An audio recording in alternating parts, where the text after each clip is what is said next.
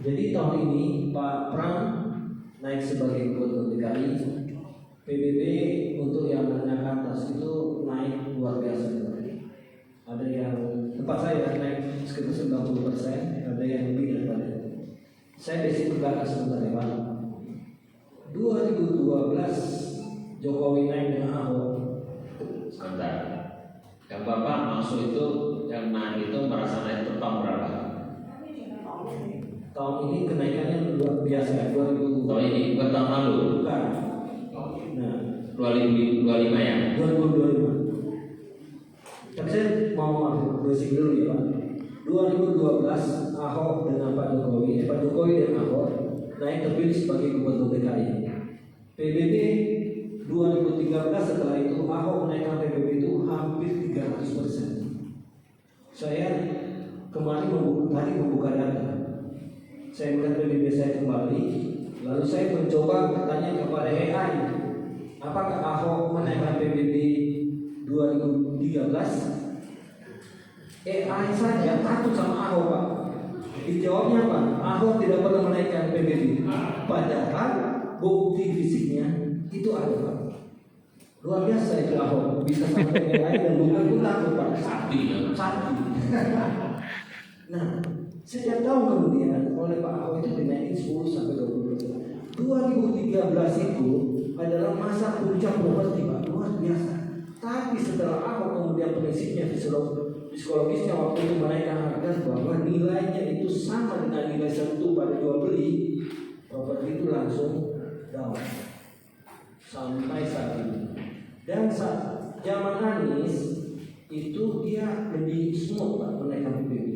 Dia naikkan 10% setiap tahun. Tapi zaman Pak Pram ini langsung drastis, itu sangat berat terasa pada masyarakat.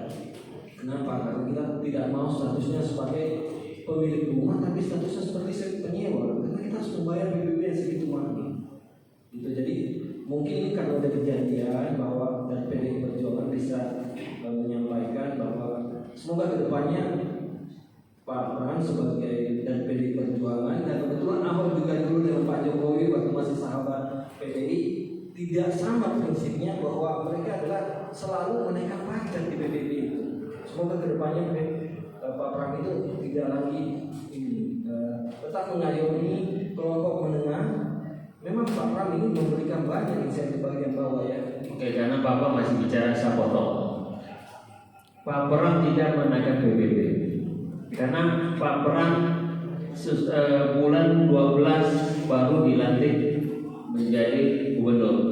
Sedangkan tahun ini adalah tahun sebelumnya yang menganggarankan, yang mengambil itu.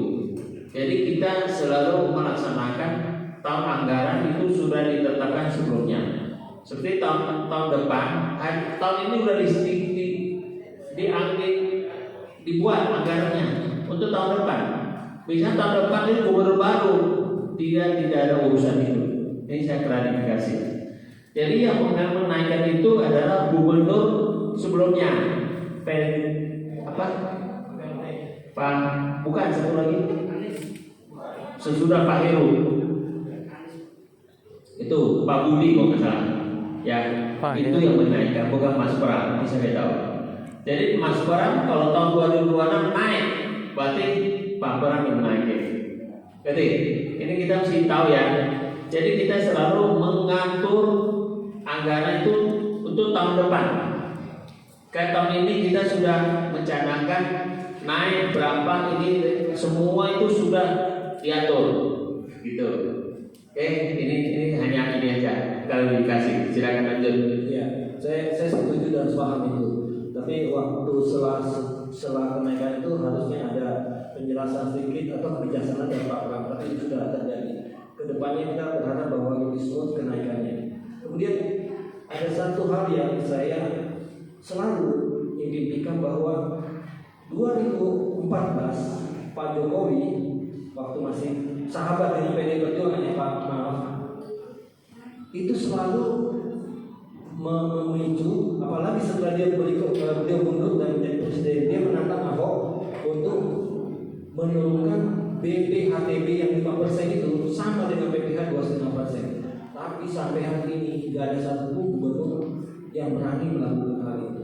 Dan ini saya bilang poin yang luar biasa. Jika Pak Pram berani melakukan PPH 2,5% disamakan dengan PPH. Ini sama dengan satu sistem bahwa pemerintah itu benar konsisten dengan prinsipnya membantu masyarakat untuk memiliki rumah. Dan kedua, kita tahu bahwa nilai properti sekarang sangat anjlok luar biasa dan sangat sepi. Perputaran dengan memberikan dispensasi ini akan luar biasa.